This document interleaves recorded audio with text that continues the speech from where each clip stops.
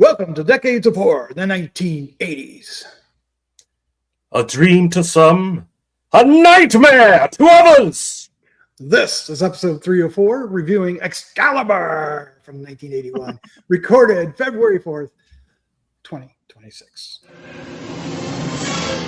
Gruesome Magazine.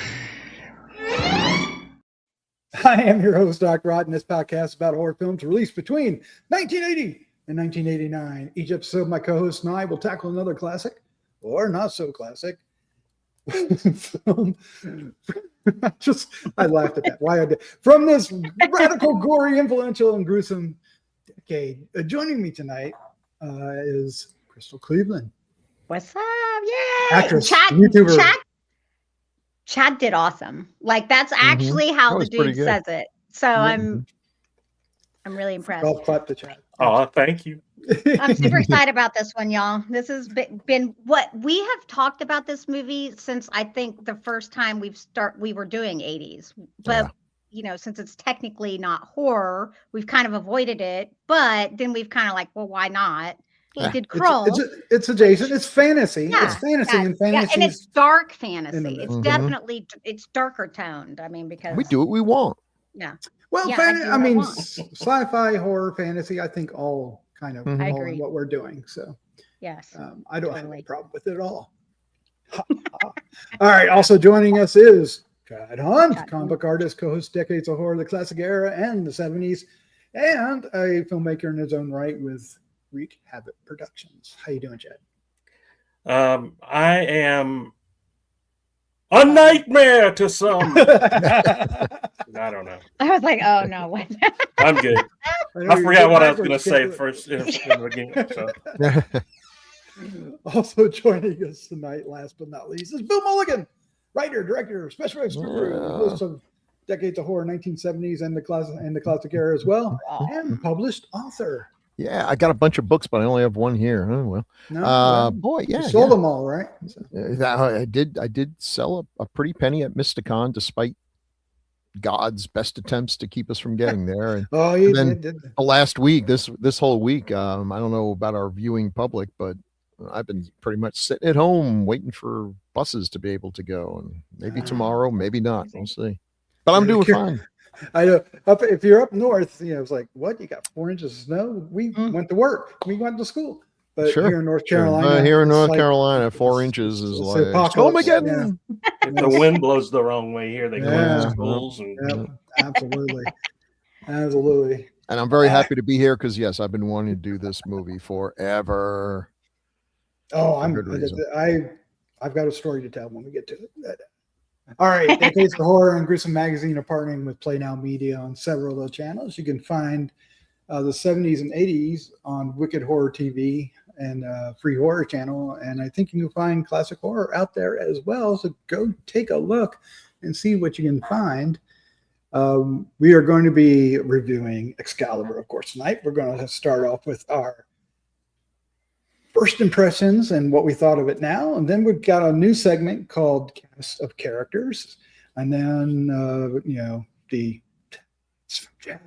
and then we're going into talk about the film, and then we'll wrap things up later tonight with some feedback. If you want to stick around for that, that's a lot of fun.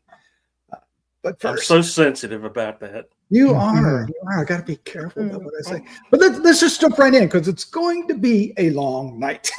Yeah.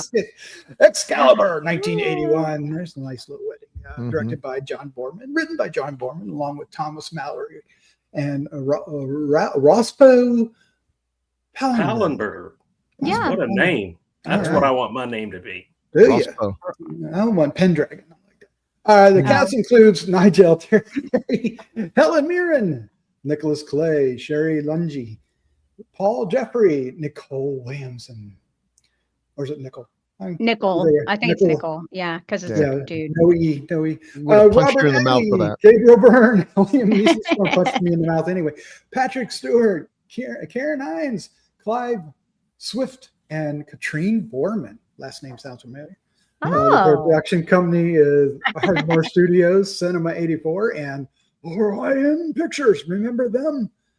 Release date was April 10th, 1981 in the U.S. The budget was an estimated $11 million, with the box office approximately around $35 million. Synopsis is, Merlin the magician helps Arthur Pendragon unite the Britons around the Round Table of Camelot, even as dark forces conspire to tear it apart.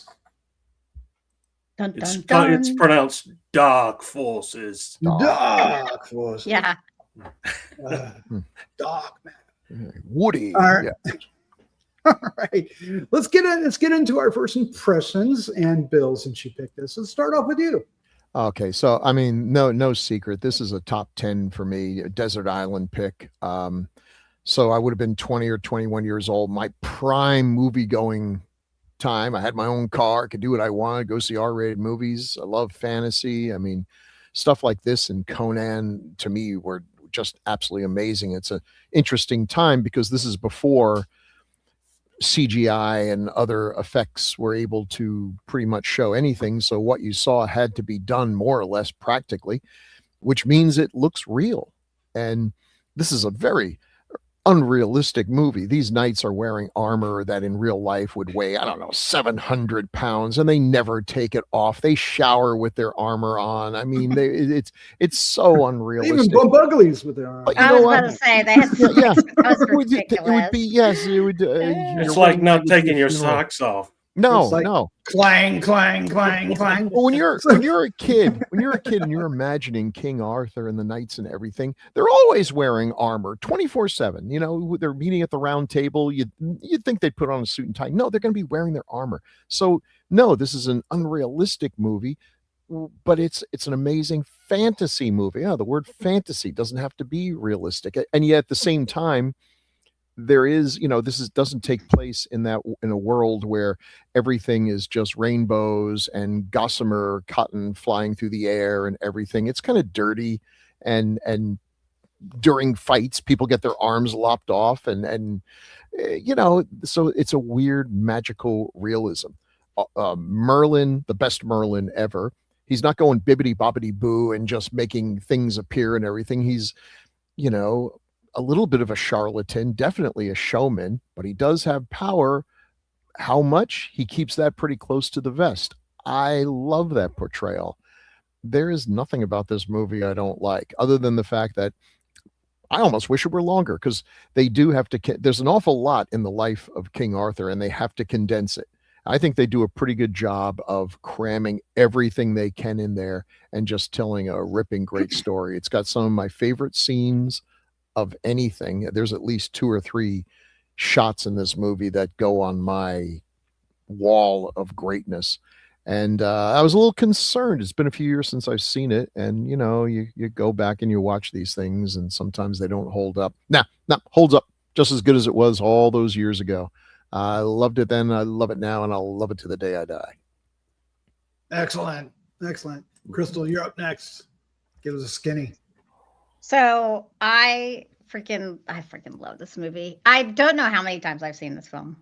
A lot of times. Now, I haven't seen it recently until just recently for watching it for this. So it was nice to actually have a reason to watch it again. I need to buy this one. I don't know why I don't own it. I own like Kroll and a few of those, like obviously Labyrinth, Legend, those. And I'm like, oh my God, this is absolutely one that I should own. Maybe it's just because it's harder to find the Blu-ray. I don't know. I've got to check on that. But so the movie's long, okay? And it's, to me, I've heard people in the past say that, like, oh, the part where after, the betrayal is discovered and it goes through that like depression stage. Some people have said it's too long. I don't think it's too long. I think it's perfect. I think it shows like the suffering that people are going through. I think it's amazing. I do love that Merlin is not human in this, or he's like half human in this, which I appreciate because, in some more modern versions, Merlin is like Helen Mirren's character, who she is human, but magical. And so like, I feel like I like that they didn't necessarily make him flawed either. Like he is not of the human world. Like he mentions humans separately from himself. And I like that he doesn't quite get it. but he's almost like an extension of Excalibur and what is it, subordinate to the king. If you realize, he always tries to make whatever the king wants happen or like help them out. And I just love this whole portrayal. I think it's great. I think the acting is phenomenal. I love King Arthur and he's precious. I also like that the way they did Guinevere and Lancelot. Like, I don't like Guinevere. Obviously, she's a treacherous whore, but okay. But you kind of understand it a little bit more. You know, she came from this village and she did love Arthur. She was happy to be his wife, but she had never met Lancelot. And, you know, I mean, I guess I kind of get it. I mean, what she did, she brought down a whole freaking empire. Yeah, way to go. Crazy. That's crazy. Jezebel. Yeah, there's a lot to unpack with that, to be honest with you, but at least she seemed like a decent person. So I guess it played out better. Like they were actively trying to avoid each other. And then especially Lancelot. I don't know about her so much. She's trouble. But yeah, Helen Mirren was amazing. I loved her too. And let's be real. So when it says Dark Forces, basically it's only Helen Mirren. Yeah. She's the trouble. She's the whole trouble because there's nothing else. She's the one that's like infiltrate. She's the one that got Gawain to even make the assertion that, you know, Guinevere and Lancelot were, you know, having a tryst or whatever. The whole thing's really good. It's got like court intrigue. It's shot really well. I love how it has like that soft focus. So it does appear kind of magical. And they have so many fog machines, and you know I love my fog machines, so that's huge for me. I think about this movie often when I think about movies that could be remade. My problem with it is I feel like more modern day productions try too hard. And while everything is done very well here and top notch, they didn't try too hard. I think trying to accomplish more would not feel the same. It wouldn't feel as good. This movie is really good. It feels right. And so as much as I would kind of like to see it redone, I don't think it would be good. Yeah. I think it would be ruined, unfortunately. Yeah.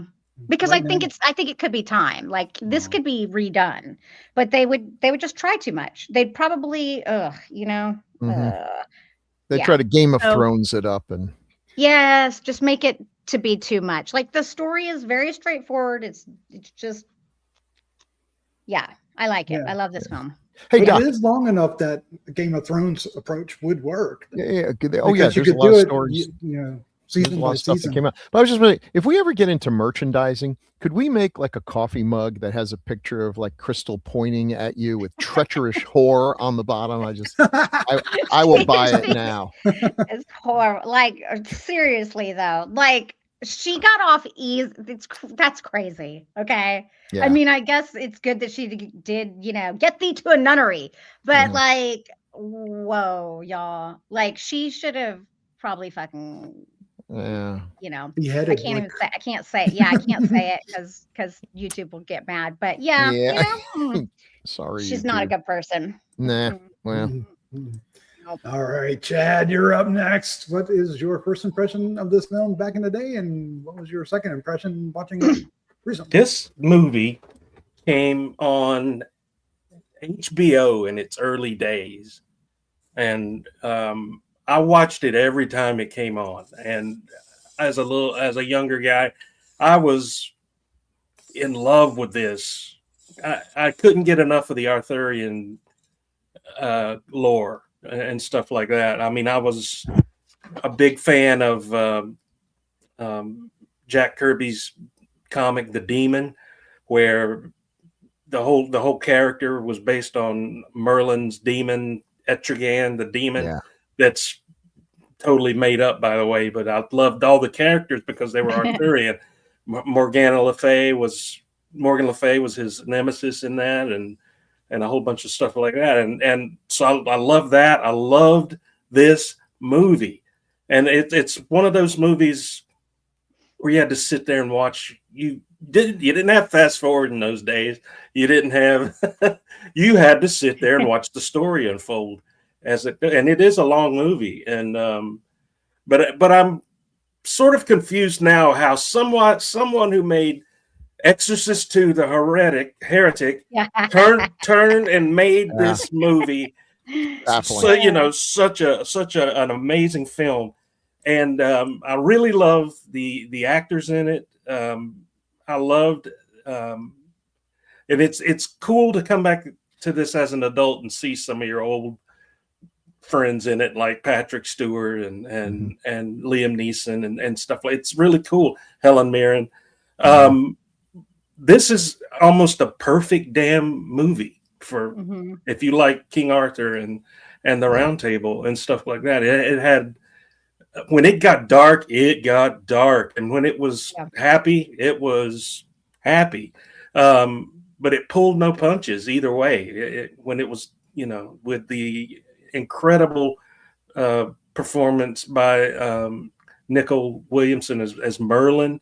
If you've got a good Merlin, half your job is done if you're making an Arthur movie, King Arthur movie.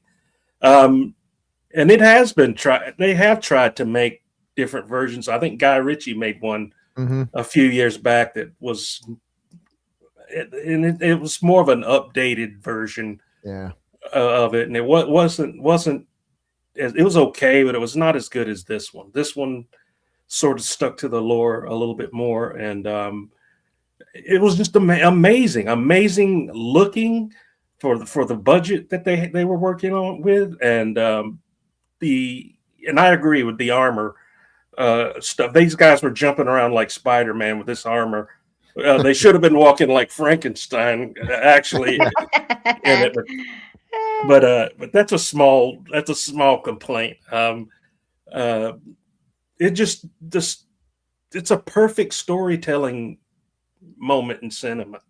And I think a lot of people nowadays, the TikTok generation, and people are looking for instant satisfaction in an hour and a half movie or whatever, may have issues watching it because of the runtime and everything. But if you're into storytelling and you're into how stories unfold, and this movie needed to be long because these characters needed to be developed, and you had to care for them, you had to hate them, you had to do all this stuff, and you can't do that in a shorter movie, I think, anyway.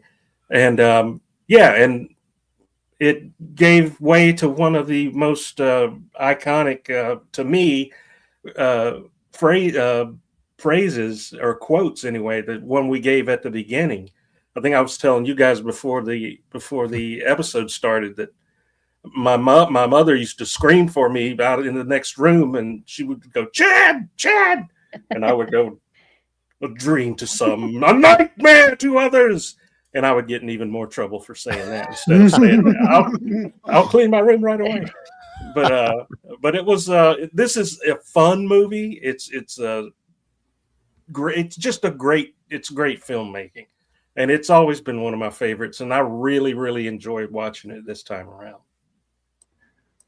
All right. Thank you, guys. I have an interesting story that's going to be a lot different than you guys. Tell us, Doc. Tell us. Oh, man. All right. So, Chad, I saw it like you did when it was on HBO, probably in 82, because it took about a year for them to get in there, right?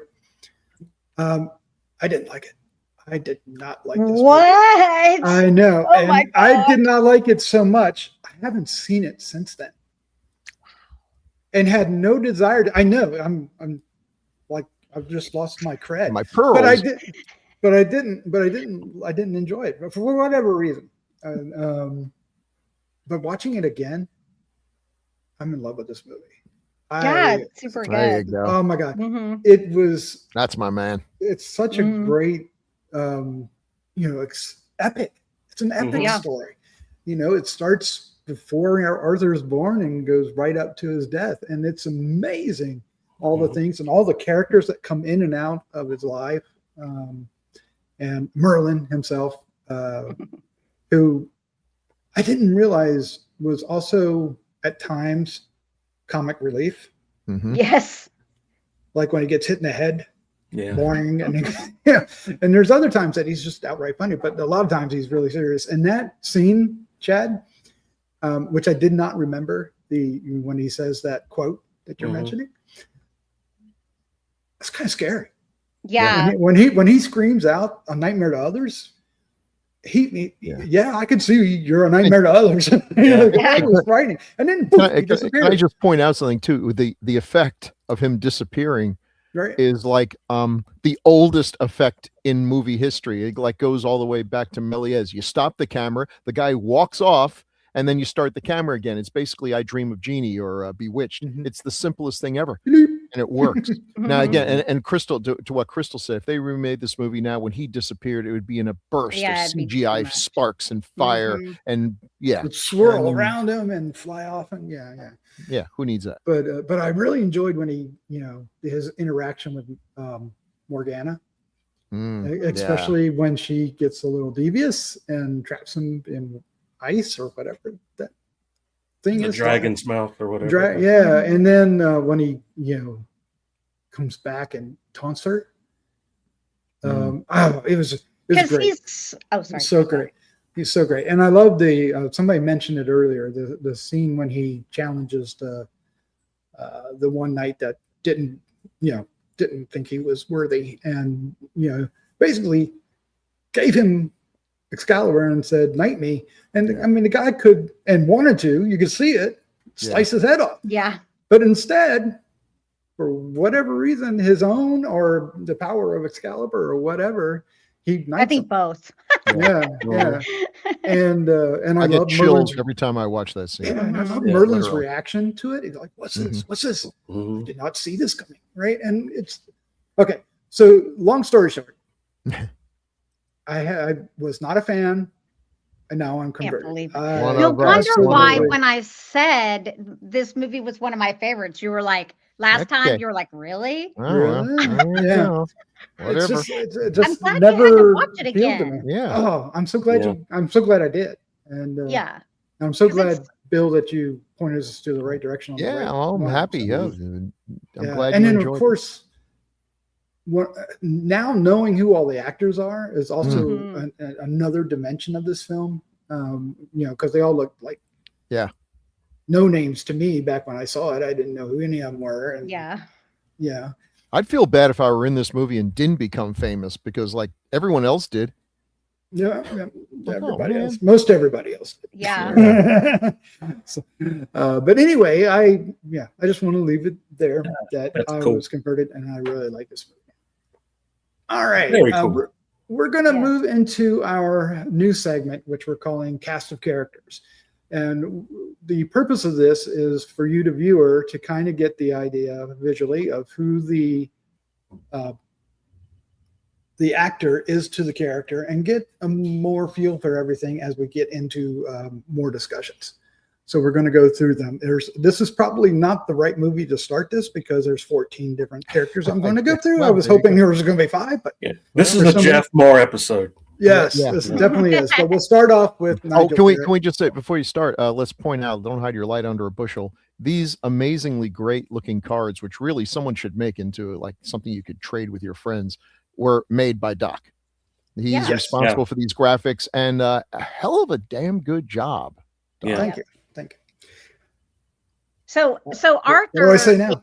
is true good. Like he is true good. Like he is not bad. He is not tainted. He even immediately realized. I love how they portray him. Like it makes the betrayal so much sadder because he really is true good. He did something wrong even once and immediately was like, "It's my pride. It's my hubris. I did this," and then gets Excalibur right back because he is good. And I like to see that but he's also not a judgy bitch, like I hate good characters that are like, no, he's one of my favorite characters. Like he's definitely the most tempered of everybody. So. And just he's just real chill. And but he also shows the weight of true leadership. you know, it, Yeah. and this is the thing that drives the rift between him and Guinevere, is that he sees himself first and foremost as king. And that should be that takes, first. you know, because he is a servant to everyone. And she's like, I'm looking a for little someone who baby. loves me completely. Even before And that's, my husband. Oh, boo, yeah, you little bitch. but Like, you know, goddamn, in her he's king. defense, yeah, she's a treacherous whore. But in her defense, No, there's she's, no you know, defense here. She Lancelot- married him knowing he was king. I know. You But have a responsibility at that I get point. that. I get that. She's awful. She has very little redeeming qualities. She was a very young girl. The new king, the boy king, handsome looking guy, proposes to her.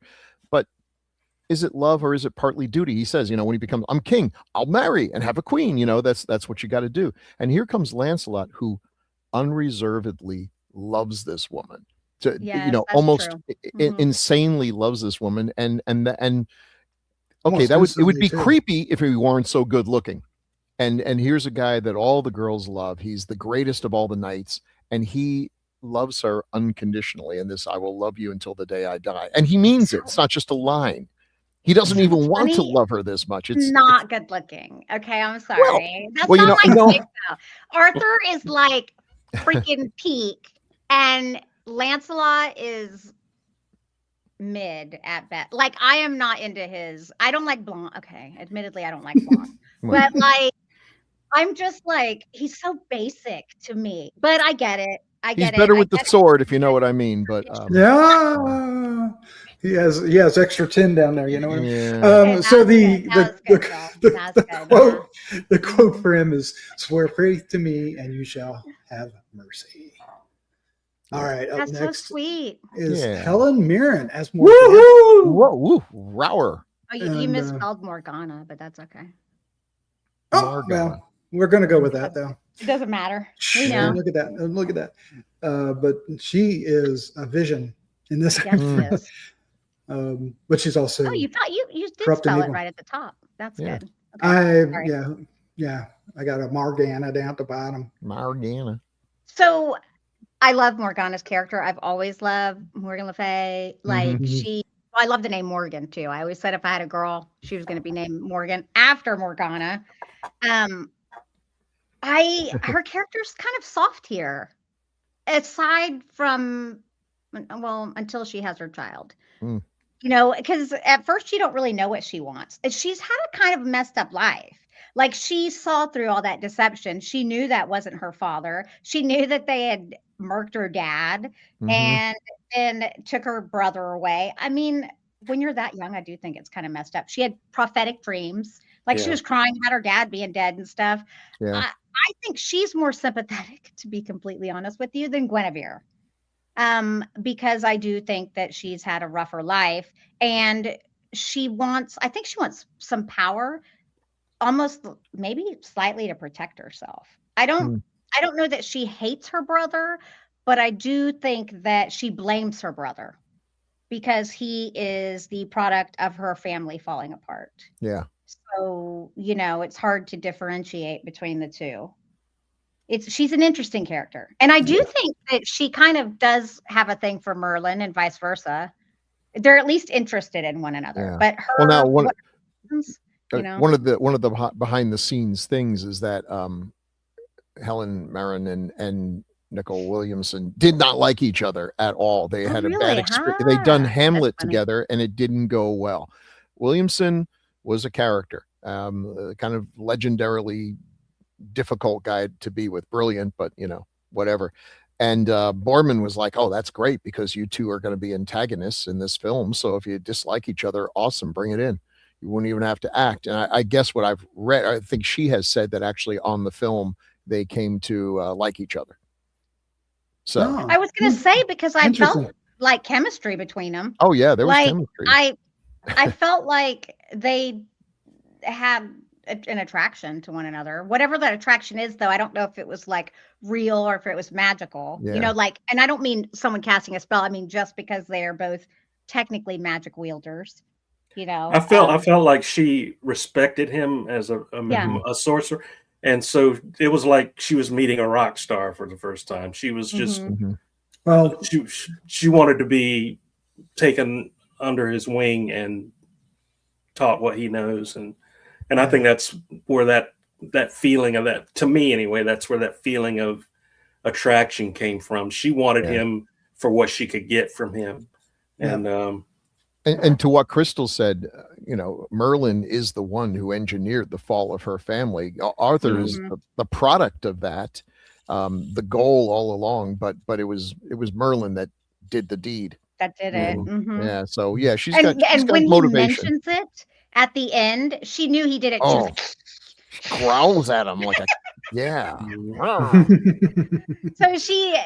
I feel for her. I really do. She I mean, and Guinevere had this like cushy life. Look at her dad and all this, and then she's just like. Well, those make the best villains, the ones that you feel for. That yes, I get where she's coming from. Yeah, she's the hero of her story. She does come to a bad ending. So, Bill, what is the quote Merlin says to her, which I think kind of nails her character? Can you read it? Do you see it? It's at the perhaps bottom. You lust for what you cannot have. I did that well. Mm-hmm. All right. Here's Crystal's love.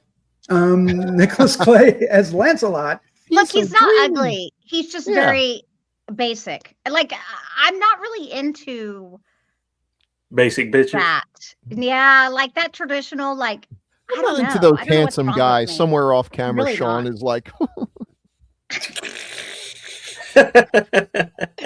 No, he knows. He knows. Sean's awesome. Like, yeah, he's okay.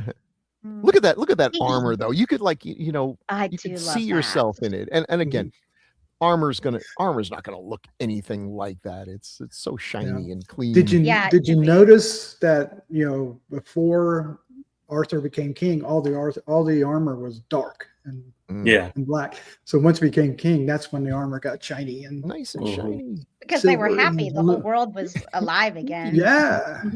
Then it became red, bloodstained. But that's a different story. Except Modred's was gold. Modred's was gold, with a crazy ass helmet. Yeah.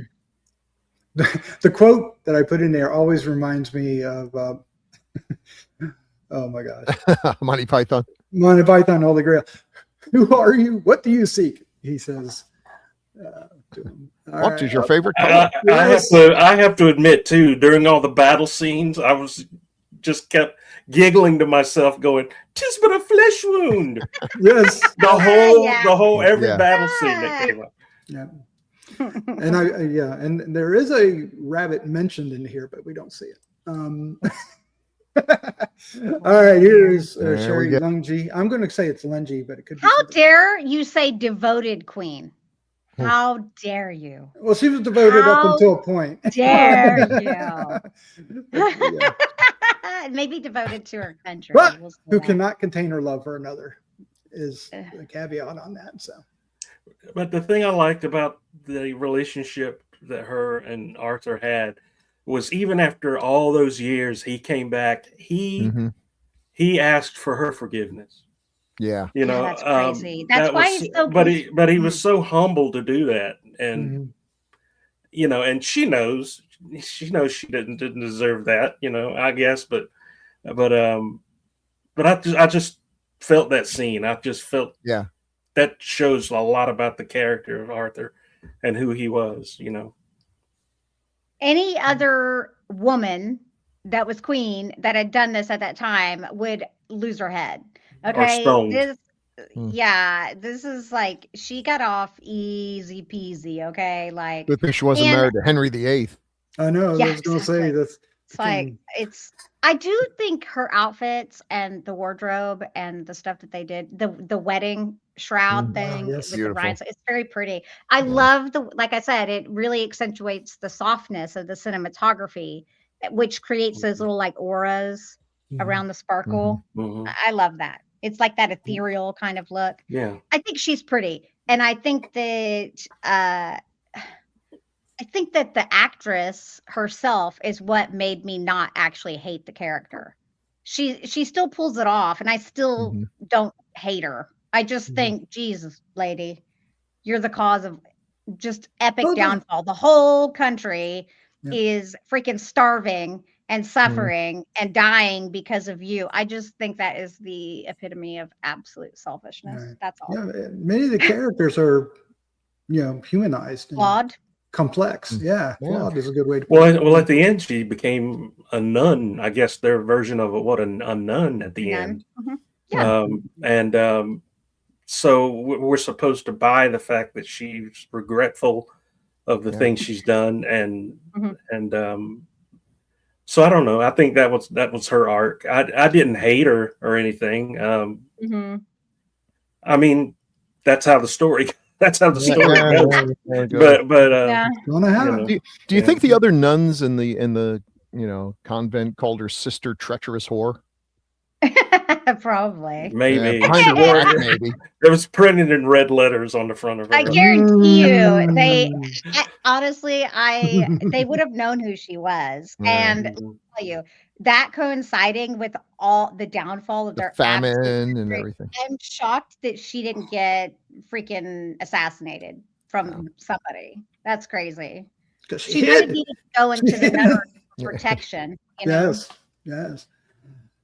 All right, we have Percival, who becomes a very important character later in the story, played by Paul Geoffrey, who's described here as a naive, innocent, and steadfast hero who survives the decay of Camelot, all of which is true. I mean, this is the part that I think some people don't like about the movie, that we suddenly leave King Arthur and everyone behind and we go on Percival's quest, which is Percival is also good. It's a great quest. Yeah, good, just like Arthur. That's the whole point. Yeah. You leave Arthur because Arthur good is in his pit. Yeah. Percival, if you see, like there's a whole good. He is the only one that said, "I'll fight for the queen," not knowing whether she's innocent or whatever. Wasn't even a dang knight. His heart is true. He's really pure. Maybe the best, the most decent, best character in the movie, because Arthur was the chosen one. He didn't really have any choice. He pulls on the sword and out it comes, and his life is written for him. He's a good man, but he was always going to be given this. Percival comes from nothing and becomes, one of the great knights just on the sheer goodness of himself and his drive. And he's ultimately the only one who can retrieve the Grail. So really, of all the purely human characters that haven't been, blessed by the gods, Percival is the one. He's really an admirable character. It's right that he be the one to go return Excalibur to from whence it came, I guess. And he was he does have his moment of doubt. Yep, because see, Arthur wouldn't have done that. I'm sorry. Arthur is he's king. And I don't mean king as in king. He is practically freaking angelic. I'm not kidding. If you watch it and you see everything that he does and his sweetness and preciousness, and when he does do something stupid, oh my God, it's all my fault. I did it. I love his accountability. And then this guy still does it and does not do what his king tells him to. Okay, doesn't do it. No, but he owns up to it right away. He does, he owns up. But he still did it. And I don't think Arthur would have. I kind of get where he's coming from. We just had a 10-year famine. This guy goes out and, at the brink of death, brings back the Grail. Everything, the flowers are blooming again. And now it's like, okay, now go take our magic sword and throw it into. It's like, what? Now we're going to be ruled by idiots. But because because Excalibur needs a king, right? And a worthy king. It's not just anybody can wield Excalibur. And when a worthy king comes, Excalibur will rise again. Hey, anyone check the news recently? Has Excalibur risen again? No, it has not. And there is the tragedy of our world. It's burning in the molten core of gone as far away as it could. But I love the way they gave this character his due. I mean, they showed you he came from dirt. And he went through everything as the go get it boy for the rest of the nights, refilling water and he ran for 20 days being their little errand boy and finally seeing him as a knight. And look at everything that he does. I mean, look at how he grows. He first by basically just catching rabbits for a night, running for 20 miles behind a horse. Then his next stage, his next advancement, he's the only one who stands up for the queen. Which, the others should have been ashamed of their faces. Yeah, they should. It's weird. I think that the problem is, and the reason that they did not is because they knew she was guilty. She was treacherous. Yeah, even though they hadn't done anything, just as Lancelot says, it was in their hearts, and that's enough to lose. Okay, right. That's probably too far. Now, if I remember, Percival is Galahad in some Arthurian legends. I think he's the equivalent of Galahad. I think Galahad is the one that finds the Grail in some iterations. You might be this, right, but I'm not sure. I'm sure we'll get angry letters if we're wrong. So yeah. Oh, I'm sure. Somebody will. Yeah. But definitely one of my favorites. Yeah, but he cannot give up hope, Lancelot. It's all I have. Up next is the man. Williamson, Nicol, Williamson as Merlin.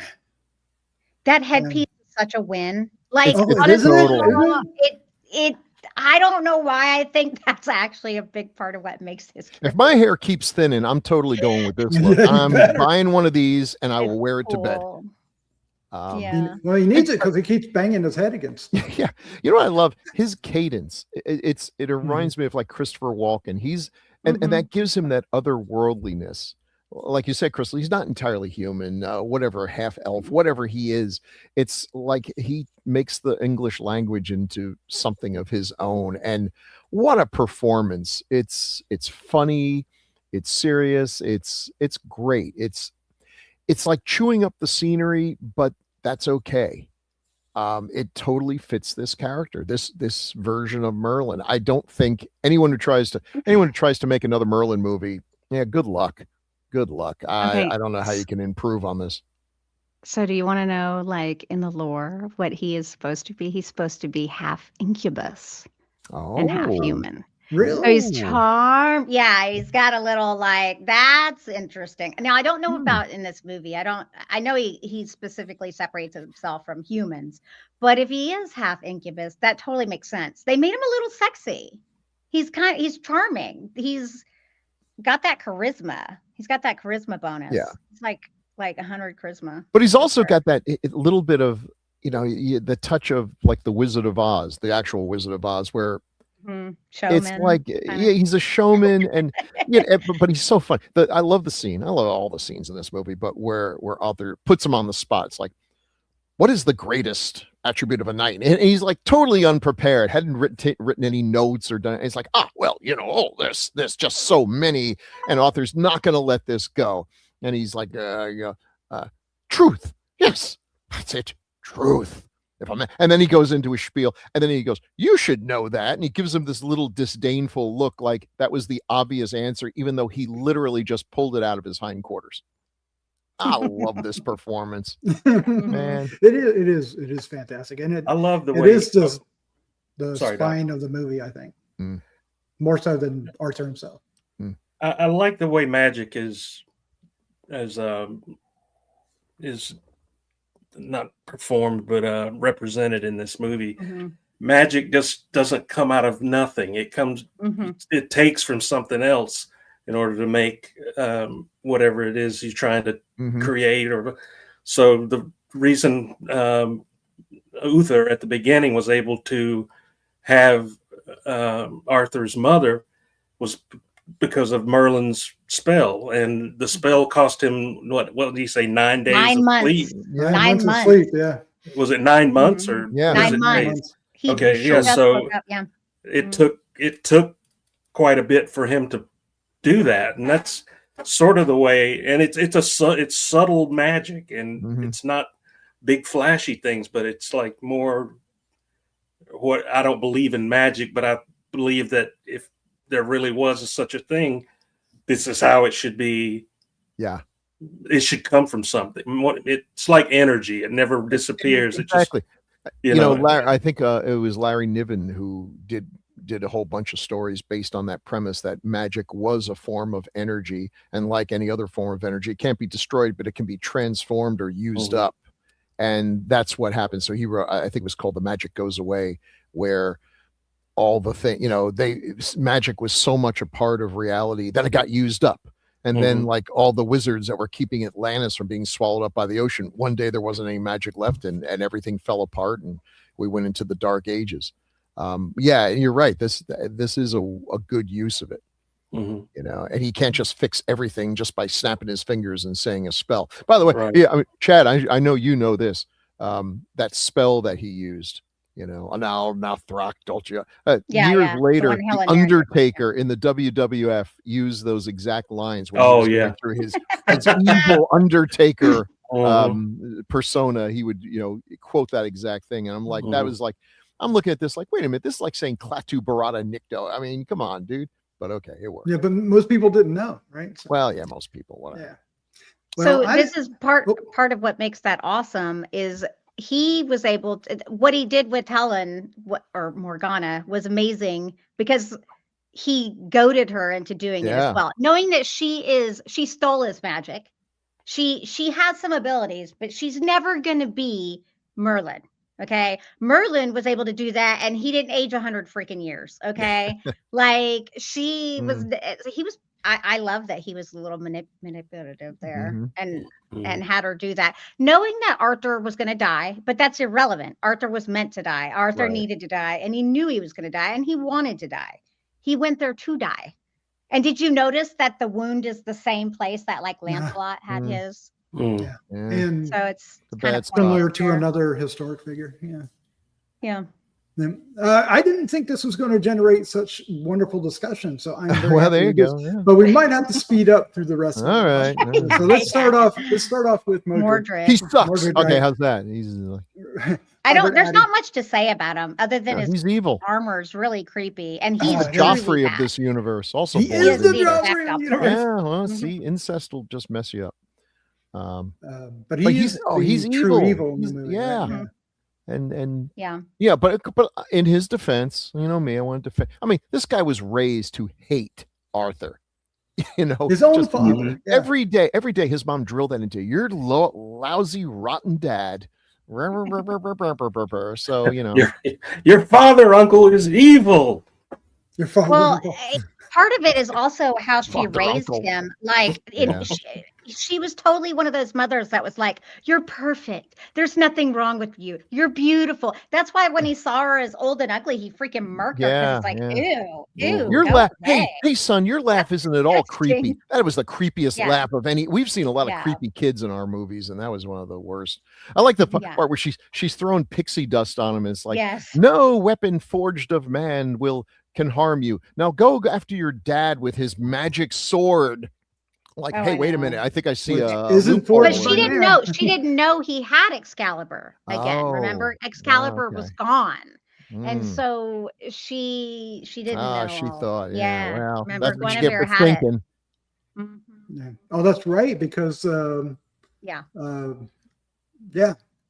Thank God his armor included Nicol, because otherwise it can be really. I was wondering, is this a Joel Schumacher film? Yeah. I gotta admit though, the armor is successful. That creepy mask, it is creepier because it's like a cherub, and I don't like it. And it's creepier when he was younger on the horse. Right? Oh my gosh, that kid was creepy. I was hoping he would keep the mask on. I don't like it. All the people hanging from the tree was probably the creepiest, scariest part of the movie. Yeah. Well, the rest we got about the next four people are going to be familiar faces. Starting off with Arthur Pendragon by Gabriel Byrne. So, who I forgot was in this movie, but Arthur couldn't make his mind up whether he wanted to be a kind king or an a-hole. He wanted to be an a-hole. He knew it. Ultimately, though, I think he wasn't bad, but he was selfish. Yeah. Okay, because after Arthur is born, he's like, oh my God, he realized what was important. He's like, I'm tired of all this. Okay, this is what I want. I want this family. I want this. And really, honestly, what was best for Arthur is to be given to the man, the dude, his father, the dude who raised him, because he was raised to be father. better. Mm-hmm. You know, we'll get to let me give another Game of Thrones reference. He reminds me of King Robert. He is a natural leader, a great warrior, not a good king. It's you know, that wasn't leading and doing all that, and so it was, you know, he had brokered peace. Yeah. What is wrong with these people and their loins? Like, what? Yeah, because he wanted to get some yum. So crazy. That's insane. Crazy over it. He was crazy. He was driven by lust at that point. So well, that's what Merlin told him. He was driven by lust. He loved her though, because he's like, okay, I'll be here with him and you, and you know, like I do think he loved her. Loved her. So he hardly knew her. And the relationship between him and Merlin is just touched on, but it's like when the one guy's like, "What are you going to give me?" He's like, "I'm not going to give you anything." I get that. And Merlin's like, oh, "He's given a lot. Give something in return," you know. And then he's like, they've been together. For they've been around, and Merlin really sees him as the natural leader that will unite everything, but unfortunately, he's too human. Well, you also find out later that Merlin can have future dreams, or he can see into the future. So I took it as he knew what would happen if he went ahead and took Arthur out of this situation. You know, he knew what would happen later. But he could still be surprised. He was surprised at least twice. Well, I think when he shoved the sword into the stone. Yeah, I think it's more that things he doesn't see. Like I think he sees the big picture, right? But it's not the details. Yeah, that makes sense. How it gets there. Yeah. So I think it's fun. It's a game for him in a way. You know, put that back in. Okay, now pull it out again. Yeah, and because he's immortal, essentially, it doesn't matter to him that Uther is not the one. He's like, oh shit. Once he realizes, he's like, oh, you aren't the one. Okay, that's fine. Let's just figure this. Let's just finish this up, and then I'm gonna move on to my next dude. And that's really because he's like, oh, okay, we're done here. Yeah, I like that the people that did run into him were scared of him. We'll get to that later too. Merlin. Up next is Gawain. He looks familiar. Liam Neeson, who looks the same today, except for a little gruffer, right? Yeah, a little more grizzled. He's got. You still don't want to kidnap his daughter, that's for sure. No, you don't. But he's a small role, but he was good in it. Yes, important role though too, because it drives the wedge, right? So. Yep. Listening to Morgana. In fairness, if Helen Mirren's telling me stuff, I'll probably And she wasn't wrong. She wasn't wrong. Okay, the truth is she was only sowing seeds that were there. So who's to blame? Is it her? Well, yeah, she should keep her mouth shut, but why? I mean, she was using it for her own advantage. True. Yeah, but troublemaker. She could usurp the king. So at some point, it was going to happen. It was obvious. Like that was. But she wanted to happen in her favor. Yeah, that's what you know what I mean. Not just. I love how she stepped away from him after he does it, acting like God, I don't know. She sneaks off into the back room. Where does he get these crazy ideas? Yeah. Simp. She's brilliant. Yep. Up next is how do you pronounce that? How do you pronounce that? Leon deGrasse.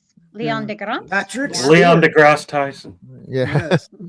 Patrick Stewart himself. So and that was also looks just like himself. Guinevere's father. Yeah. I kept going, what is that? That's right. Green glow on everything. I just want to say, I love the green glow. I love the simple practical effect of just, I don't know, having a green light off screen, bouncing it off shiny Excalibur just gives it this unnatural brilliance that totally worked.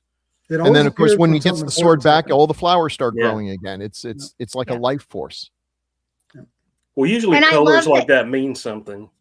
Yeah, and that's what I thought. Maybe in the presence of Excalibur, that was the color of good, because then you'd see red, reflecting off things and stuff like that. So, I love that he was the first person to really support Arthur. So I do love his character. Obviously, he's like, nah, Nah, y'all. I saw what I saw. Like, Right. come on, y'all. This is Yep, this I is saw what I serious. saw. It's real. Yep. I know we were all expecting someone a little more highborn, but it takes what you get. Yeah. This is a face you probably don't recognize. I didn't at first. When I you did get to it, you certainly will. I pronounce this Ciaran Hinds, and I think that's right. I think that's how it is. As Lot, he is a great Ciaran actor. Hinds. Yes. Small role here, and I don't immediately recognize. I guess if I cover up everything except his eyes, I see a little bit. But you still don't see it. I mean, it's remarkable. How absolutely magnificent actor in HBO's Rome as Julius Caesar, as was it Mace, the King in the North in Game of Thrones. Boy, that keeps coming up a lot. Game of Thrones. Like, I'm sorry, he's way hotter, older. Mm-hmm. Like, I don't know. It's unfortunate, like, because his face is so cool. I love this dude's face. He's played the devil in a couple of movies. He was in one of the Ghost Riders movies. He was the devil. He's just solid. Yeah, he is. And then we have a couple more supporting characters to run through. This is Keith Buckley as Urians. Otherwise known as Keith Big Head Buckley. Yeah, wow. Sure. That's why he's not wearing a helmet. They could not find enough metal to make a helmet for him. Oh, that's true. But he is in my favorite scene. I mean, that's just that's what I was going to say. The way he's fighting. He has a very significant role. Yeah. An unfortunate name though, Urans. Yeah, Urans.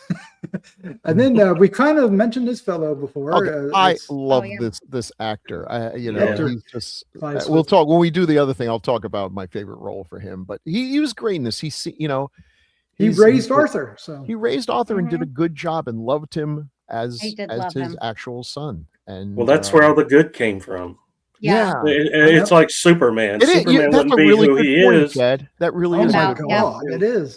Superman wouldn't be who he is unless he was raised by those Kansas parents of his who had.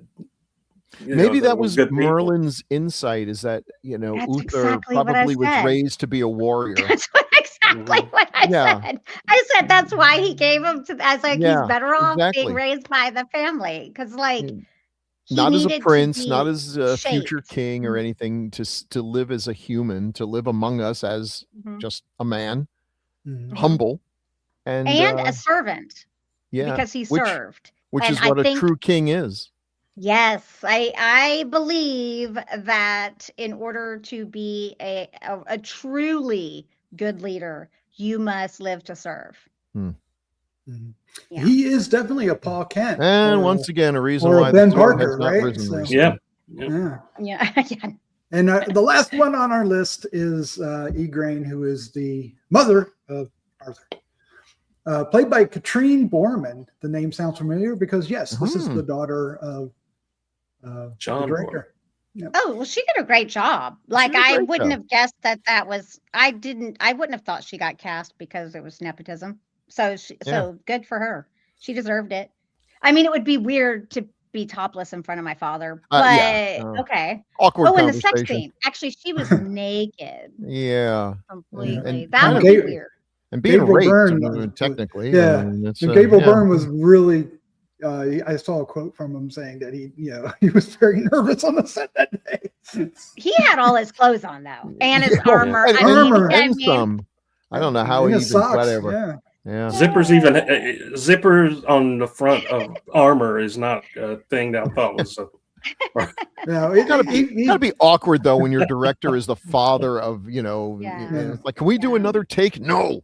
Okay. So that's it. Yeah, he just popped his codpiece. Wow, popped it. Oh God! Wow. Well, can we put that on our shirt? This is getting grosser and grosser. No. Actually, Doc has to be right because they do have to be able to go potty. Yeah, that's probably more true than not. Well, so you hear tinkle, tinkle, tinkle. Pop your codpiece, governor. Every now and then you got to take off your boot and just sort of shake out whatever. No, they just jump in the water. These guys would get so stuck in the mud, but that's a different story. All right, well that's our extended version of a cast of characters, and I love the conversation that it brought. I didn't intend for it to add 30 minutes to our thing. But hey, let's dive into the promotion of this film with the posters. And Ooh, I love the say, posters. speaking of promotion, is there something we missed? Oh yeah, what about? We did. Let's No, we didn't miss anything. Stop for a hot second. Yes. No, we didn't miss anything. Yeah. As far as I know, we've covered everything. Yeah, we did. Yeah. It is time for somebody say it. Taglines with Chad. I'm sure not saying it. You're getting off easy. Yeah, there's only just the one. Okay. Two. There's two. It's actually two lines. Okay. No mortal man could possess it. No kingdom could command it. And the second one, forged by a god, foretold by a wizard, found by a king. That's pretty solid. Okay. Yeah. Mhm. Absolutely. Mhm. That was Chad's our taglines. hero, cool and God, I black. forgot. With him reading taglines, they can't be that bad. It's almost a moot point, isn't it? But we do have a disclaimer. Side effects may include unspeakable terror, shocks beyond belief, a nightmare of suspense, and the fact that being true does not make it a tagline. Okay. Okay. Everyone. We just had to go through that. All right. Now we can get into the poster and the other part of the. That's a pretty cool poster. Yeah, I love this poster. It's amazing. And then we have The sword in the too. foreground on all of them. I love that. Yes. Except for the third one. We'll get to that here in a second. Yeah. But this is just, the lady in the lady. The teaser, yeah. Which I think the third one is the weakest, crazily enough. Yeah. It makes it look like a different movie. It makes it. It reminds me of Clash of the Titans for some reason. It I does. don't know It why. does. And it's got that bad pre-Photoshop glow behind it. And Mhm. Caligula. I was thinking Caligula Yes! too. You know Yes! Yes! 100%. Chad! Chad Yes! with the win. When that came out about this time too, didn't it? Brilliant. I don't know. I Yes. didn't go to see that one. I knew there was something like, but to be honest, I was obviously way too young, and I only got to see Caligula when I was a little bit older and like one time, and I could never get away with it. So They're re-releasing a new version. A new, they took like a all the 4K version. like a 4K version with extra scenes, and yeah. Oh, uh-oh. See, Oh, all boy. the bits. Right. Of course, John Boorman. We got to talk about him. Deliverance, of course, is another. Is Deliverance that movie that y'all talked about? Yeah. Yes. Okay, so I need to see that one. Yes, I think we should do it. I on the think so too. 70s. Oh, absolutely. Yeah, It's- that's not a horror Hey. movie. I don't know what it is. Yeah, I don't Well, know. it certainly has some scary scenes in it. Oh yeah, made and me the- think twice about moving down south, but here I am. Yeah. Word has it, Ned Beatty would have lived another 10 years if he never did that. Oh my God. That's really And, true. and Chad brought it up. I mean, how does a guy do Deliverance, Excalibur, Exorcist 2? Like Zardoz, come on, you're forgetting Zardoz. Zardoz. Well, Zardoz is a little kind of in the. He's a guy who swings for the fences, and sometimes you strike out, and sometimes you hit a home run. It's I have to say this about the heretic. I feel like there was no way he was going to copy the first movie. There was no way he could top it. So he went for something completely different, and it didn't work. Yeah, it didn't work at all, which happens. I mean, it happens to the best of them. Yeah. Even it is a horrible movie, but that's just my take on it. Yeah. I mean, he's obviously talented. Yeah. You wonder if he could have taken the basic premise of Exorcist 2, but remove all the stuff from The Exorcist, remove Linda Blair's character and tell a different story with that sort of thing. That might have been interesting. Yeah. But I think saddled to a classic like The Exorcist, it was doomed. Yeah. Doomed. Yep. But great director. Yeah. Mm-hmm.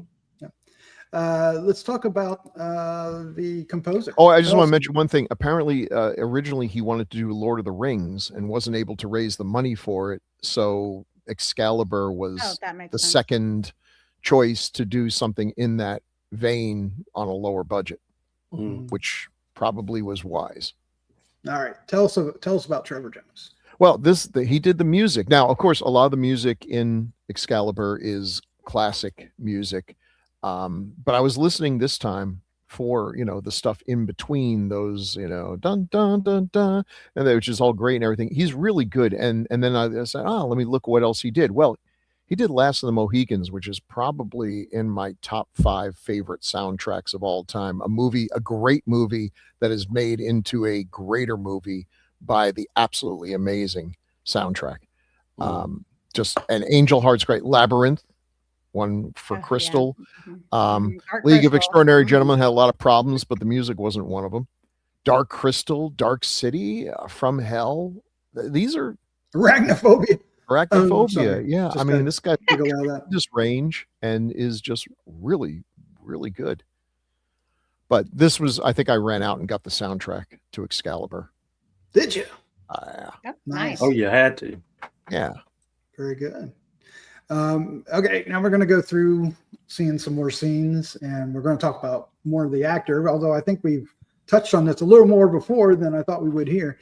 But these are two of the, one, you just see how stoic he is at the top. Not really sure what that mural is behind him, but it's... Yeah, I was thinking the same thing. I was like, God, I don't really remember that, but... And then there's your scene down below. I love that scene. I mean, just, to the bravery to give the sword to the guy, and all his, homies in the back is like, keep it, his head off. And he wants to do it. He's like fighting it and just almost, without his will, and just humbles himself in front of him. And everybody else behind him is like, dang it. Yeah. God, my best friend was almost king, but that's just a great scene. I will say, I don't want to get on Crystal's bad side. I like him in this movie. His accent is odd. It doesn't sound like everyone else. It's a little too, I don't want to say Irish or something, which I'm sure makes perfect sense. Well, it was filmed in Ireland. Yeah, I get that. It's an interesting. It sounds like an Irishman doing his best English impersonation. Maybe that's it. Maybe that is it. Well, Gabriel Byrne too. Like maybe that's where they. Interesting. I love that helmet. The guy in the background there. But he was actually born in Bristol, England. So so he's full English. He's got a deeper voice. I mean, like, to me, I'm trying to think about how I feel about his voice. Kids in Bristol are Merlin. Like he's got a darker or a deep. It's not deep. It's not dark. It's like it's I don't know what adjective I'm trying to say here, but it is Merlin. Like I'm with you, but I don't dislike it. I like it. I think it sets him apart.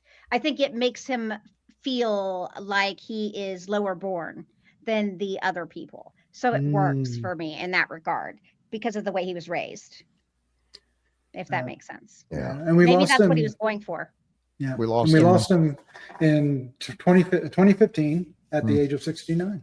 Oh, God damn! All right, he lived. That's when I want to go. Here's Morgana. Not me. Too close. Played by Helen Mirren. Oh my gosh, that can't be a comfortable. Look at that negligee. Profile. Oh my God, that it's got to be so cold. Yeah. Oh, it's probably made out of plastic. She's probably wishing they'd put nipples on that because didn't they? Did they? Yeah, they did. There's I see them. No, I see them. They're not as prominent as her son's. Yes. Oh, not quite. But hers are actually like a few rings. Like they're like engraved in there. Well, we're going to hell. Yeah. That was a great scene to me. Everybody aboard. Yep. Him coercing her into doing what he wanted was just excellent stuff. And Crystal's right. He's egging her on. It's like, oh, you're good, better than me. And then he just slips in. Careful, it can be taxing. Is it just me? Or can you see the chemistry in that picture? That's what I'm saying. I bought their chemistry 100. That's why I was like, I don't know. It seemed like they really did have the hots for one another. It's a thin line between love and hate. Maybe that was the bad blood. I mean, they never specified what the bad blood was, whether it was, an affair Maybe gone he seemed like wrong an arrogant dick or something. And then she's like, oh, he only does it because of this. I don't maybe know. he smacked her on the butt with his sword because he was known to do that in plays. Yikes. Oh my Not God. necessarily to her. Oh yeah, there was a big scandal. He did that on stage or something. And the bottom picture of her throwing salt in her son's face. It's just Ow. fairy dust. Fairy dust. Yeah. She's been in Parmesan cheese. Parmesan cheese. She's been, excuse me, in 150 roles. And she's great in all of them. Yeah. Yes. Mhm. Yep. And even recently, she's like everywhere. And I Mhm. mean, I even like her in Fast and Furious. When she has, like, She's an icon. I mean, Mhm. yeah, she absolutely is. Yeah, maybe Shazam, she probably didn't have to do that, but well, Shazam. yeah. Is there actually a movie called Shazam? Oh yeah, there's Two of two. There's two, and she's in the sequel, and it's not very good. No, she tries. I mean, she gives. Oh, she's like the best part of it. Shazam. Okay, I think Yeah, I know. Captain what this is. Marvel. Captain Marvel. Superhero, Okay, yeah. that's it. I was like, wait, what? That sounds so I think familiar. hers was Shazam: Fury of the Gods. It just kind of Yes. reminded me of Supergirl, Faye Dunaway Yeah. playing a villain, and it's like, And then there oh was my God. Shazam, the Jim Neighbors. Shazam! That's not my finger either. Surprise! Um, Surprise! Surprise! You Oh remember my the God. movies Red and Red 2? Yeah, I like those. She Yeah. was Based awesome on in that. comics. Yeah. Is it The Queen that she won an Oscar for? Or at least nominated? I mean, she's won a few Oscars, right? She's nominated every time. She's just immediately classes up a joint if she's in a movie. Was she in? Did she play? Was it The Long Good Friday? Or I feel like there was one where she played like an IRA assassin and absolutely terrifying. I mean, she's Oh just a yeah, that good was. actress. I remember She's that awesome. movie. Yeah. Just don't remember the name. Yeah, Mosquito Coast. She was in. She was Mhm. in the movie White Knights. Well, she's constantly worked. 2010. She's 2010. never not worked. Yeah. And She then was she even did funny if you saw her on Plot of Saturday Night Fu Live. Manchu. Oh, what the fiendish plot? Okay, well they can't all be winners. Boy, that movie. And Oh. we mentioned this film earlier, but she was in Caligula. Oh, wow. Yeah, she really? was. Okay. Yeah, she wasn't alone in that shame. Now I want to see it. You've It's never so seen terrible. Caligula? Yeah, I have. It's so terrible. Okay. I wasn't supposed to watch it, but I watched it. Mm-hmm. You can't turn away. It's like a car wreck. Yeah. All right, and then we have Oh, Guinevere. Treacherous Hoa. Yes, Cherie Lunghi. you got to say Right. that with a Cockney accent. Get out of here, you treacherous Hoa. That's more like from a Hammer film, I guess. I was- She was in 114 Yeah, she was in a lot. things. So Tell me I'm wrong. Wow. That middle shot there, does that not look like a Frazetta painting? Yeah. You know, Yeah, with her. it's awesome. Yeah, that's Mm. The hair and the awesome. headband The and hair, everything. especially. Yeah. You feel like there should be a saber-toothed tiger roaming Mhm. behind her Yeah, somewhere. Yeah. Exactly. Yeah. moving on to Lancelot, who is Secret chimp. Nicolas Clay. Who's a Uh, name I guess a lot of people probably don't recognize. He was in Evil Under the Sun, Zulu Dawn. I mean, he Oh, he was some also Zulu in Dawn. 57 roles, credits. If you want to rip a night of ripping yarns, watch Zulu Dawn, immediately followed by Zulu. Okay. I don't know And what if that any doesn't of get those the blood difference. pumping, oh man, Zulu especially is an amazing movie. But yeah, that was I didn't recognize him.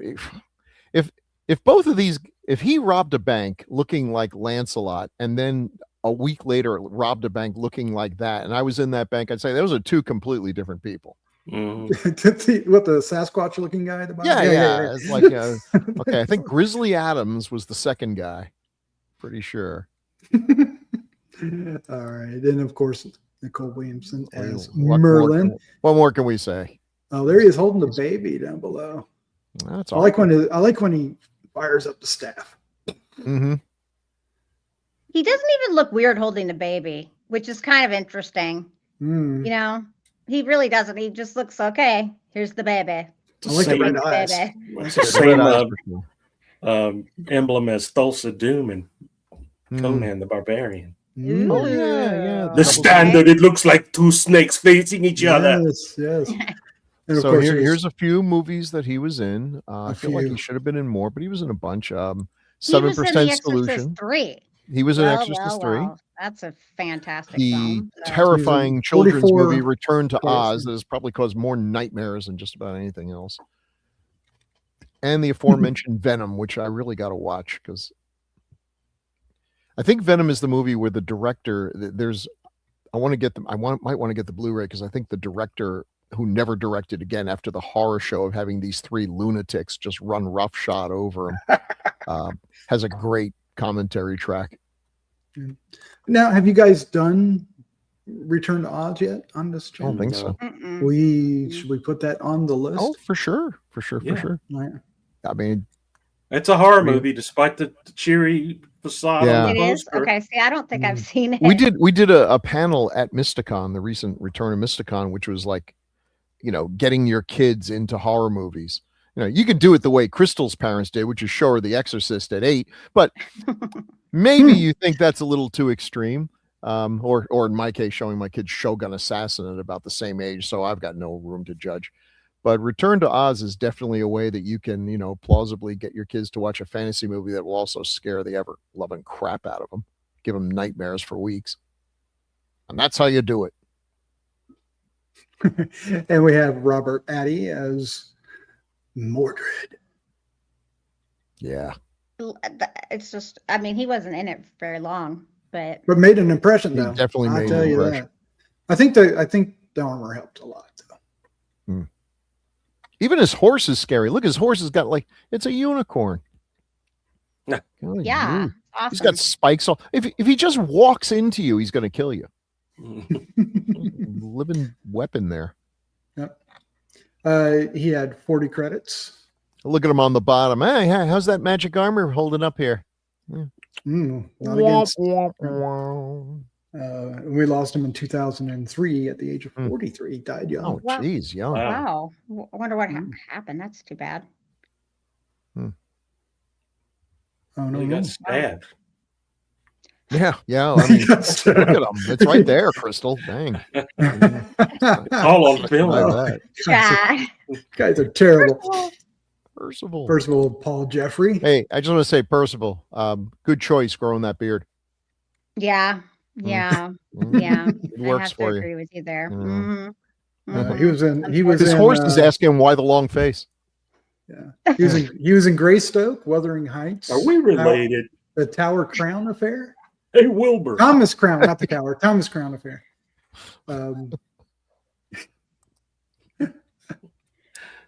Is he still with us? Is he still with us? That's a good question. I'm wondering. No, if he's gonna we come and lost kick my ass him. for the We horse lost him face. a couple years back, 2023. Oh, at the man, age of is anyone? 68. No one's left Most from of these this people are movie. passed This is away. crazy. Oh my God. No, it was. And then of course we have Gabriel Byrne. Oh my God, can we? Do you have a card for all this? You don't. You don't have a card for all this stuff. No, there's so much. Yeah, I was running. This movie has a big cast, boy. But I know, we Byrne's spent been in a lot 30 of good minutes stuff. walking I through. know. Unusual Suspects, of course. I like his wingmen here. They're like, okay, hey, tone it. Let's calm down here, Uther. Yes. We're guests. Mhm. Yep. Let's not do a whole Troy thing. That's kind of what Lancelot and Guinevere reminded me of. Paris and Helen of Troy in the movie Troy, where I think we were supposed to be rooting for Paris, and I was like praying he was going to get killed. I don't know anyone who liked him in that movie. Absolute 100% villain.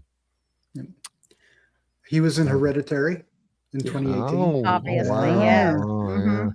Yeah. He was fantastic in that. Like Oh my gosh. he and Toni Collette Mm. played such a great couple. Like, it's weird. I bought that they actually did love each other, but they were just so messed up. Dysfunctional, yeah. Yeah. And he Mhm. played, I don't know, Satan in End Days with Arnold Schwarzenegger. Yeah. Yeah. He was in Ghost Ship, the 2002. Yeah. Yep. With I that. love Gabriel. Yeah. What about freaking? Stig- Oh my God! Oh He was my in God. Stigmata. Yeah. That's my favorite when he's the priest. Mm. He's so good in that. He's very sexy there. But what's the what? There's been several movies I've loved him in, and I'm like, oh my God, Gothic is when Gothic. Oh, that's the Thank one, of you. course. Yeah. Oh, yeah, he's playing Byron. There's Ken The Russell. Keep. Was he in The Keep. He Boondock- was in The Keep. Was he in Boondock Saints Was he? too? No, I don't Was think he? he was in Boondocks. That was Willem Dafoe was in there. Roger that. Like, what else was he in though? He's in He's so very much well good cut. He stuff. looks like a king. He Yeah, he does. He's beautiful. Like, I love his face. Okay, he's got a great face. I'm kind of partial to the guy in the middle myself. The usual suspects. The usual suspects. I love. Usual I love- suspect. Yes, absolutely. Oh, that's too bad. Like, Liam Yeah. Neeson. We could spend an entire episode talking Right. about Liam Neeson. Liam We're not Neeson. going to go through all Liam yeah, Neeson. that's even Just- more so. oh just my a word of God. advice for everyone out there: don't kidnap this man's daughter. No. He kills an entire Eastern European country in those That is movies. Just Never- rent never next to gonna get Ken old. instead. Yes. Yeah. Oh my gosh. What's your favorite Liam Neeson film, you guys? Naked Gun. No, I It's Qui-Gon Jinn. Come on. it's easy to Naked Gun was trash good. a movie, but my wife made me watch Phantom Schindler's Menace List? so many Schindler's times. I List, really yes. do Oh my God, appreciate his yes. role as my Qui- favorite one he's in is Dark Man. I have to say. Oh yeah. Oh, Dark Man, that. yeah, Dark Sam Man. Raimi, yeah. Oh my gosh. They want to do another one. I And don't what's the know if one they where should. he's like it was him versus a pack of wolves? That was pretty good too. The Ooh, Gray. The The Gray, yeah. He's a good actor. Really good movie. And of course he's in you Kroll too. Yeah, that's right. That's right. So much good stuff. and then we have Patrick Stewart, who is going to be always known as who? Jean-Luc Captain Picard. Picard Yes. and Professor. Professor X. Oh, I think of Star Trek. I love Star Trek. He's great as Professor X, though. But he's good in everything. You know, he did at least one or two appearances on Frasier, and he's hysterically funny. Mm-hmm. You know, he can do comedy, he can do serious.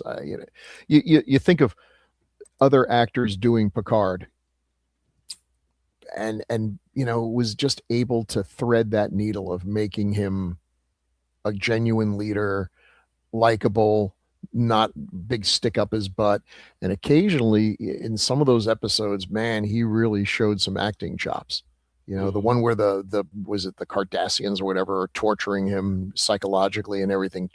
Good stuff. When the Borg took him over. Did we mention that Helen Mirren and Liam Neeson dated?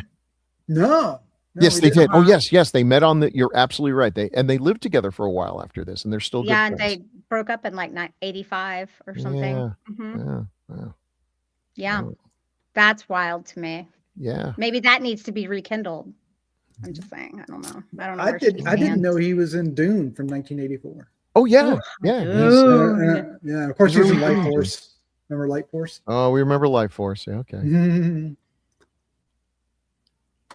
All right, and then Ciaran Hinds, and there's the face. There he is. Look at that. Yeah, just his performance of Julius Caesar in Rome. And the only bad thing about HBO's Rome is that they canceled it after 2 seasons, which is just ridiculous. But what a great performance! I always thought he would make a good Galactus. Ooh. Yeah. I like the guy who did it, but yeah, I could see that. And the cook, the thief, the wife, his wife and his lover.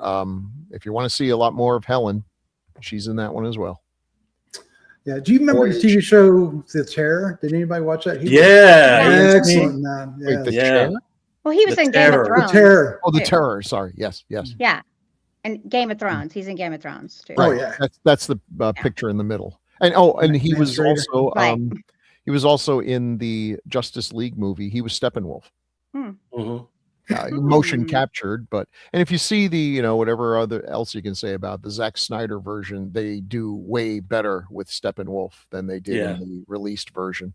So yeah. All right, and then Clive. Okay, listen. So this guy. Now this is your turn. This is your time. He's just a lovable guy. He's in Raw Meat. We love that movie. He's in Frenzy. Great movie. But I'll always remember him as Richard Bucket from the great British situation comedy Keeping Up Appearances. And if you haven't seen this, you got to watch it. It is the greatest thing. He's married to this insufferable woman who's like a social climber. And, in England, class is a big deal there. And she, of course, insists that their name is pronounced Bouquet. So she's Hyacinth Bouquet instead of Hyacinth Bucket. It is hysterical. But the funniest bit is that he is just this ordinary guy. He works for the government as like a clerk, and she makes it sound like he's second in line to the throne. And everyone can't stand this woman. They like dive into bushes if they see her walking down the street. And every now and then they'll ask him, it's like, they corner Richard and like, how do you do it? How do you, how can you stand not putting a gun in your mouth and blowing your brains out? And Jesus. Like, I mean, you don't exactly put it that way, but that's what they're thinking. And he's like, well, you just have to keep on going. And it always like moves them to tears. Like, that's the bravest thing I've ever heard. It's so funny. It's a funny. I've heard of it, but I've never watched it. If you can catch it, it's one of those things they have on PBS or something, every night. It's a lot of fun. So when I saw him, I'm like, I know this. I'm bad with faces, but I was looking. It's like, where have I seen this? And then Shauna is good with faces. And she's like, it's Richard Bucket. I'm like, oh, yeah. Okay. That's all you had to hear. Yeah. All right. We have a couple of great shots from the film. First is the sword and the stone itself. I like how he just pulls it out, like without even thinking about it. Just it's like one hand. Practically leaps into his arms. And then they put it back in. And then, another decent person, Kay, because they're like, he's holding is like, Kay, did you pull it out? Yeah. No. He wanted to damn my honor. Yeah. Yeah, we didn't talk about Kay too much. Because he's kind of ancillary. Like, he doesn't really. He's okay. He's fine. Not bad. Not good. Just kind of. But he's always loyal. He's loyal to the very end. He's very loyal. I like the scene where he's like, Merlin came to me in a dream. He said I'd fight bravely, which is like, yeah, you're gonna die. You're today. gonna die. Yeah. Always. Am I gonna make it? You're gonna be very brave. Could you be a little more specific? Yeah. That's so true. You're not going to cry like a bitch when you get a sword through your liver.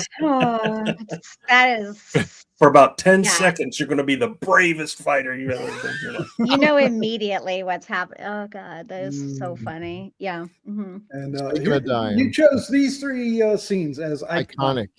Yeah. Explain yourself. I see the scene that Crystal mentioned where he fights Lancelot and loses his temper and ends up almost killing Lancelot and breaking the sword, and then immediately regrets what he's done, and shows character. Nobody's perfect, but the ability to admit when you've made a mistake.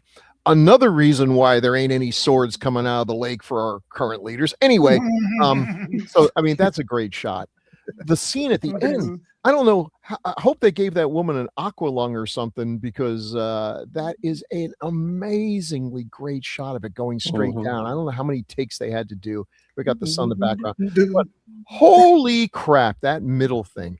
All right. When I'm watching this at the movie and like stabs him and Arthur just walks through it to get to this guy. And I'm like, one day I am going to rip this scene off. And indeed I did. So if you ever see A Few Brains More, Summer of Blood, one of our Sanford epics directed by Christine Parker, co-written by me, there's a scene in there where one of the main characters gets kind of stabbed in the belly and drags herself through a rope to get to the bad guy. And it's like, yep.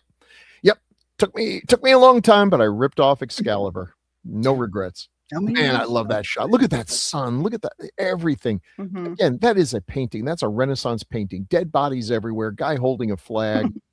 He's probably standing on them. You know, Is that Percival on the left there, just sitting there? Yeah, watching? that's all that's Yeah, left. It's these watching, three just guys are the only watching. ones left. Well, you know, Hey, he bear goes- witness, he Percival, says. Percival goes to take on Mordred, and Arthur's like, nope, this is my fight. And then Mhm. immediately gets stabbed in the belly, and Percival's like, oh, okay, good call. Good call. You know, we keep Alright. saying the author's death, but technically, if I understand the legend correctly, at the end when he's on that boat and those women are like, they're taking him off to Avalon to heal. So I don't know how he would survive that. I'm pretty sure Which that I was find liver, very spleen, and a lung. But interesting, considering they're Christian. You know, like Mhm. searching for the Holy Grail and stuff. I'm like, the mixture Mhm. of religions here is fascinating. I don't care. I love it. I mean, you know, but I was like, that is so interesting. Because, you know, in my mind, it also kind of, I think they needed to shoot a freaking flaming arrow to it and let him go to Valhalla. well, I think Arthur is sort of in the tradition of some of the heroes of the Bible, like Samson and others, human, but given a special grace, special powers, and, you know, usually coming to a bad end. But Yeah. I don't know who those women were.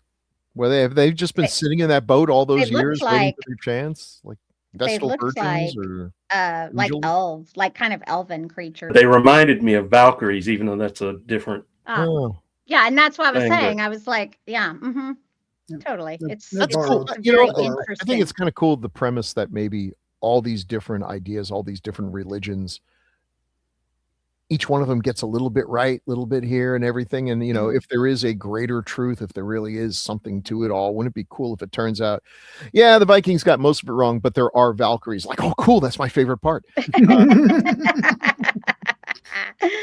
Obviously, man. yeah. Mhm. Well, we spent an hour and a half talking about this movie. I feel well, like we you know what? really cut it short. I think we could have kept talking. But Bill, I just want to thank you for picking this and Yeah, I'm glad we finally Yeah. did it. Yeah, great I'm movie. changing really my glad. mind about this. That's awesome to hear. You know, sometimes you just have to see a movie at the right time in the right frame of mind. It's true. You know, Yeah. so Thanks. if anyone hasn't you seen can, this, seek it out. It's not as easy to find as it ought to be. It ought to be on every single streaming platform, but it ain't. Mm-hmm. you Agreed. can rent it though.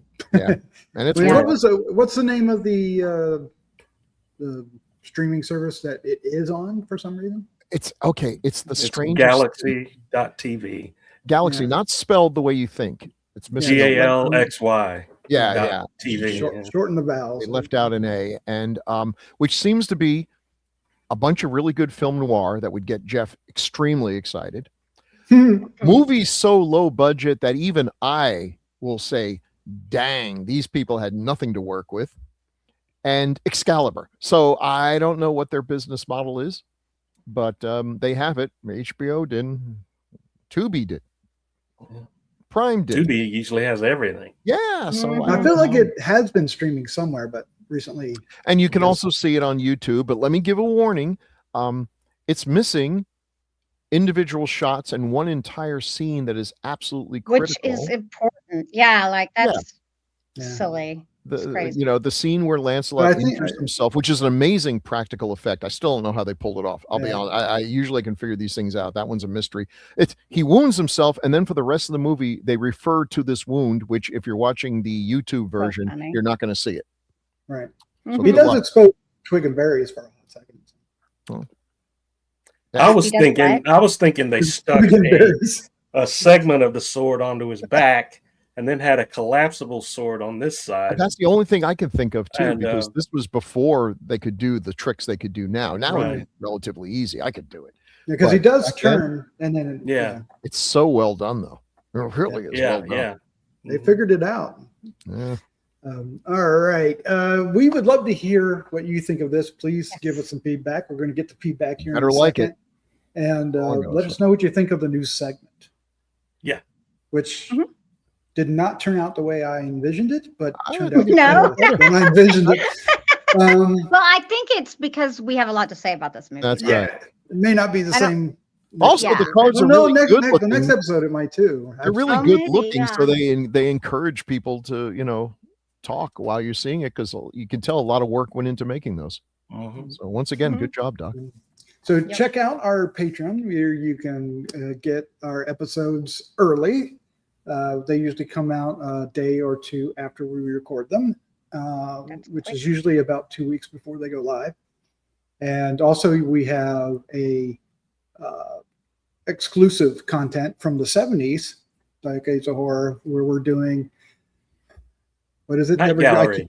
Night Gallery. I keep yeah. wanting to say Dark Shadows. I can't get Dark Shadows out of my head when I talk about it, but it's Night Gallery. All And seasons. Right. We've done the first season, but we're waiting for Jeff to come back to start with season 2. Oh, that's nice. So check it out. But let's get into some feedback. We have a number. First up is Robert Baker for Nightmare City. And I'm going to let Crystal, since she's like, I'm going to let her do this one.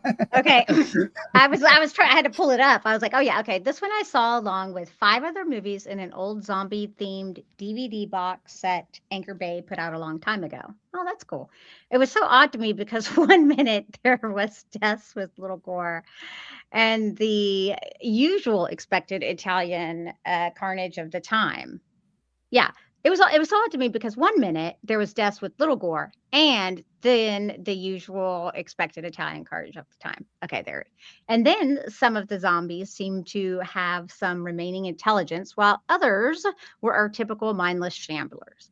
I think overall it's fine if you just want some entertainment and you don't want to put much thought into it. Lindsay movies are really different in the 80s compared to his 70s giallo films, almost to the point it's hard to believe it's the same guy who made them all. Yeah, this is the one such that an interesting one. Just had people doo-doo wiped all over. Yeah. Yeah. Oh my God. It's true though. Facts. Yep.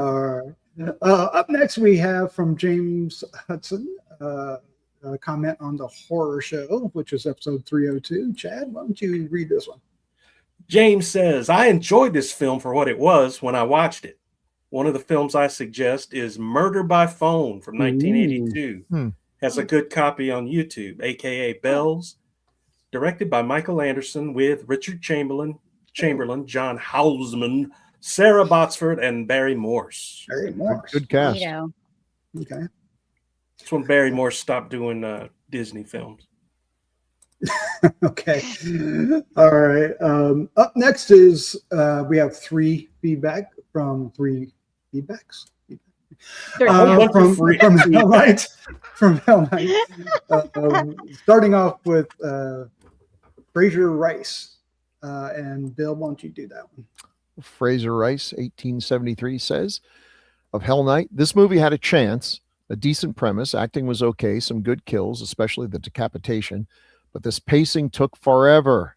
And the end was a big nothing, unfortunately. That said, it's worth checking out Linda Blair, and as Crystal said, there are moments. Thanks, Grue-Crew.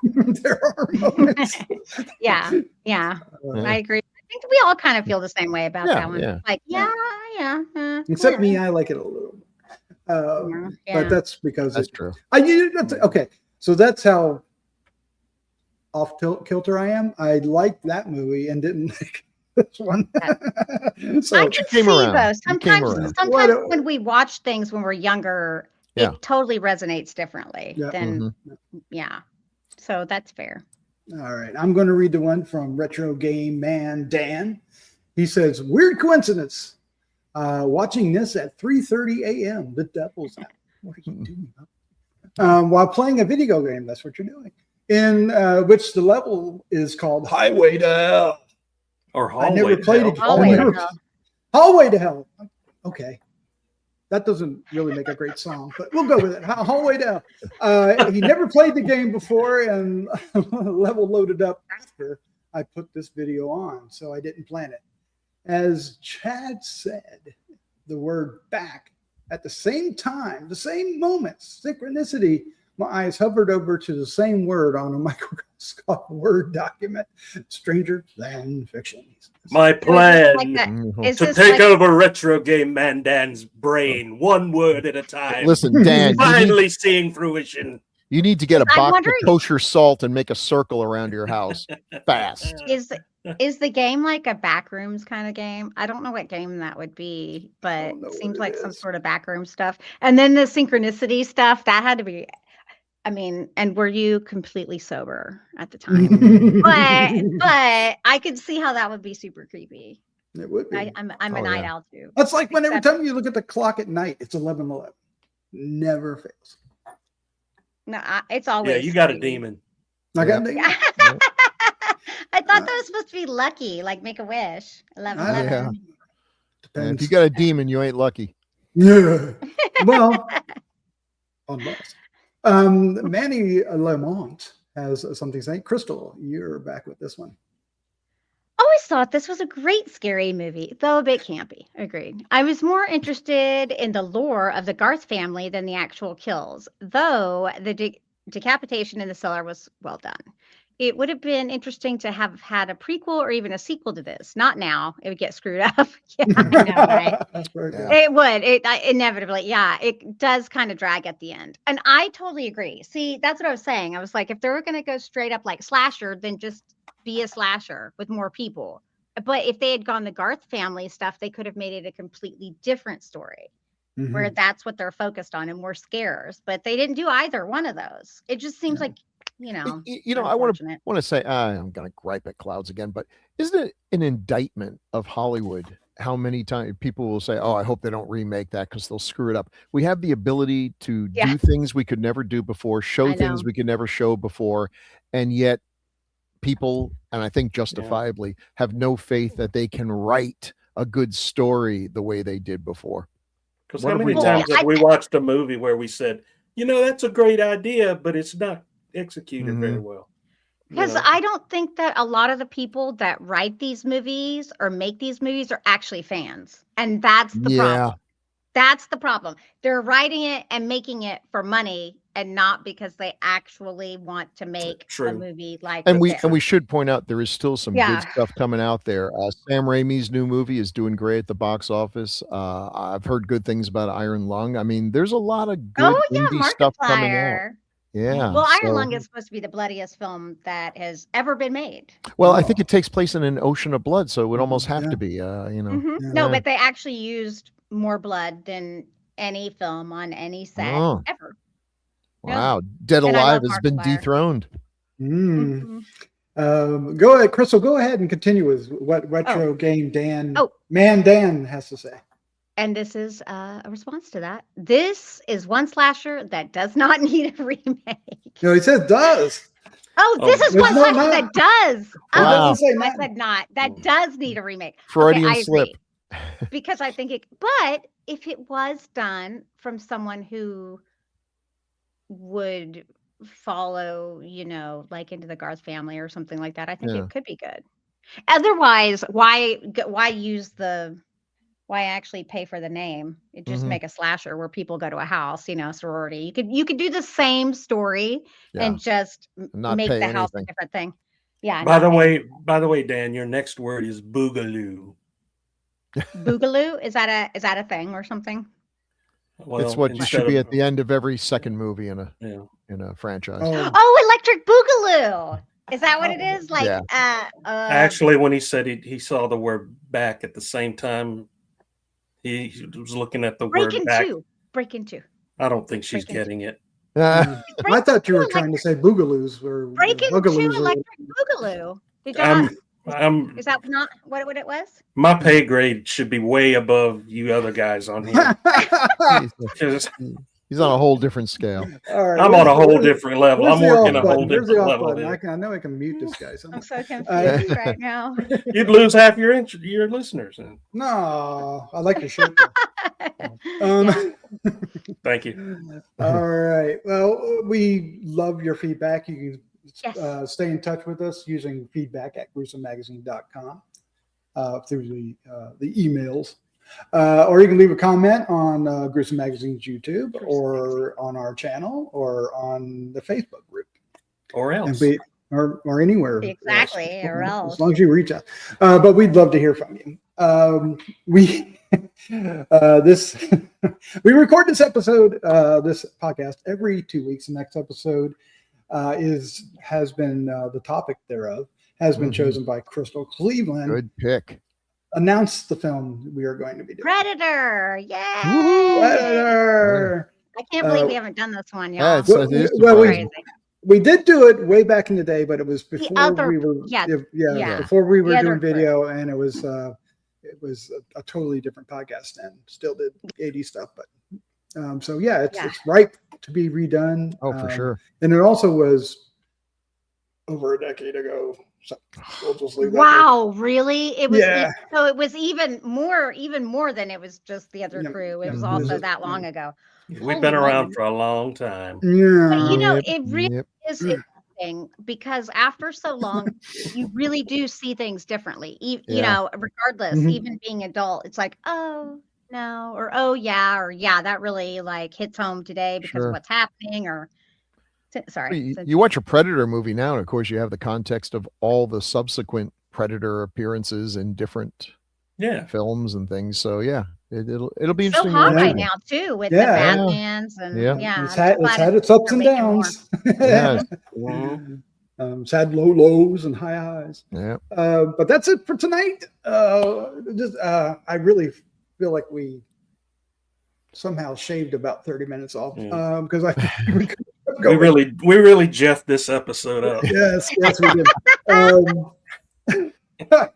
This episode Crystal, Bill, Chad, thank you for joining me on this. I've been enjoying my time in this, filling in for Jeff. Having you. Yeah. But with that, let's say good night. Good night. Good night, everybody. Good night, Boogaloo, Dan. What does that mean? Good night.